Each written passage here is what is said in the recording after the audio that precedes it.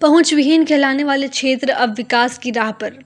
सीतापुर विधानसभा क्षेत्र के माननीय विधायक श्री राम कुमार टोपोजी ने दमाली, परसाकछार, बगरलोटा जैसे उन दुर्गम ग्राम क्षेत्रों का दौरा किया जिन्हें वर्षों से पहुंच विहीन कहा जाता है। यह दौरा दोपहर 1 बजे से शाम 8 बजे तक निरंतर रूप से पैदल चलना जारी रहा। विधायक श्री टोपो का यह दौरा उनकी विधानसभा जीत के बाद इस क्षेत्र का चौथा दौरा है। यह निरंतरता इस बात का प्रमाण है कि जनप्रतिनिधि स्वयं कठिन परिस्थितियों में भी क्षेत्र की वास्तविक समस्याओं को समझने और समाधान के लिए संकल्पित है। इन गांव में आज तक ना तो सड़क व्यवस्था थी, ना पेयजल की उचित सुविधा, ना बिजली, ना स्कूल भवन और ना ही आंगनबाड़ी जैसी मूलभूत संरचनाएं। यहाँ तक कि प्रधानमंत्री आवास योजना जैसी सुविधाएं भी सड़क अभाव के कारण लोगों तक नहीं पहुंच पा रही थी। विधायक श्री टोपो के नेतृत्व में अब यह स्थिति तेजी से बदल रही है। बकरलोटा मुख्य नदी पर पुल निर्माण का प्रस्ताव बजट में स्वीकृत कराया गया है, जिसकी वित्तीय स्वीकृति शीघ्र मिलने की संभावना है। दमाली से परपटिया तक सड़क निर्माण का प्रस्ताव भी बजट में शामिल किया गया है। विद्यालय भवन निर्माण हेतु 19 लाख रुपए की स्वीकृति प्रदान की गई है, जिससे अब स्कूल किसी के घर में नहीं अपने भवन में संचालित होगा। हैंडपंप भी स्वीकृत की गई है। जिन बस्तियों में अभी भी पेयजल की आवश्यकता है, वहां के लिए विधायक जी ने सर्वे कराकर नए हैंडपंप स्वीकृत किए हैं। बिजली विभाग के निर्देश दिए गए हैं कि जिन बस्तियों में बिजली तक नहीं पहुंची, वहां तुरंत सर्वे कर कार्रवाई प्रारंभ की जाए। आंगनबाड़ी भवन निर्माण के लिए शासन से प्रस्ताव भेजा गया है। विधायक श्री टोपो ने कहा कि हमारा संकल्प है कि सीतापुर विधानसभा का कोई भी कोना अब विकास से वंचित न रहे। आजादी के 76 वर्ष बाद भी जो क्षेत्र मूलभूत सुविधाओं से दूर था, वे सभी अब मुख्यमंत्री श्री विष्णुदेव साय जी के नेतृत्व में विकास की मुख्यधारा से जुड़ेंगे। उन्होंने यह भी कहा कि वे स्वयं कई किलोमीटर की कठिन पैदल यात्रा कर हर गांव की समस्या को प्रत्यक्ष देख रहे हैं, ताकि समाधान धरातल पर उतरे। महावीर प्रसाद बारगा, जिला ब्यूरो चीफ, सरगुजा, मैनपाट। मैं आपका मेरा नाम पारसनाथ भगत है जी। आपके इस पहुंच विहीन मार्ग में पुलिया बनना है, सड़क बनना है, कैसा लग रहा है और कब से इस चीज़ का मांग आप लोग कर रहे थे? भैया देखिए, इस सड़क का मांग तो रोड पुलिया का तो समय से पहले से था और मांग किए भी थे पहले, तो आज तक पूरा नहीं हुआ है।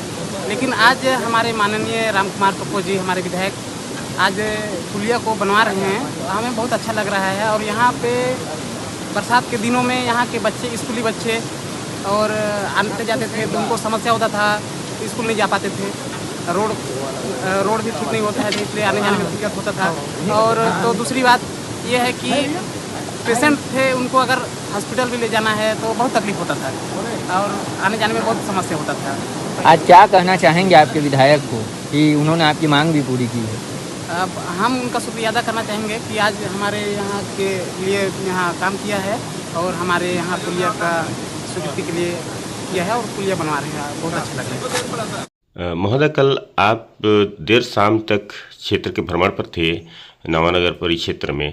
किस तरह के कार्य हुए हैं और कहाँ कहाँ गए थे? कल मैं नवानगर जो पार्टी के लिहाज से मंडल बना है, हम उस और दौरे पर थे, जिसमें नान दमाली, बड़ा दमाली का एक क्षेत्र है, बकरलोटा, परसाकछार और परपटिया का क्षेत्र है, जो जोंक पानी के नाम से जाना जाता है। ये बहुत लंबे समय से विकास के लिए अछूता रहा, मान लीजिए, क्योंकि आज मैं चुनाव जीतने के बाद चौथी बार वहाँ गया हूँ और हर बार एक एक करके समस्याओं का निदान करने का पूरा प्रयास हम कर रहे हैं।